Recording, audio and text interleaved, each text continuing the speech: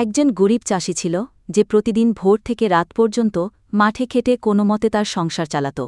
ছেঁড়া কাপড়, আধপেটা ভাত আর দুঃখ দুর্দশাই ছিল তার সঙ্গী। একদিন সে মাঠে লাঙল চালাতে গিয়ে মাটির নিচে শক্ত কিছুর সাথে ধাক্কা খায়। খুঁড়ে দেখে একটা পুরনো হাঁড়ি। প্রথমে ভেবেছিল ভাঙা হাঁড়ি, কোনো কাজে লাগবে না। কিন্তু কৌতূহলবশত সেই হাঁড়ির ভেতরে তার লাঙলের কাঠি রাখল। কিছুক্ষণ পর বের করতে গিয়ে চমকে উঠল, একটা নয়, দুটো কাঠি। এরপর সে আলু, ধান, এমনকি কয়েনও রাখতে লাগল, আর প্রতিবারই দ্বিগুণ হয়ে বেরোল। বুঝতে পারল হাঁড়িটি জাদুকরি।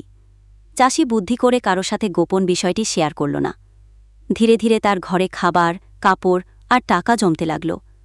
গ্রামের লোকেরা অবাক হয়ে ভাবত, গরিব চাষি হঠাৎ কিভাবে ধনী হল।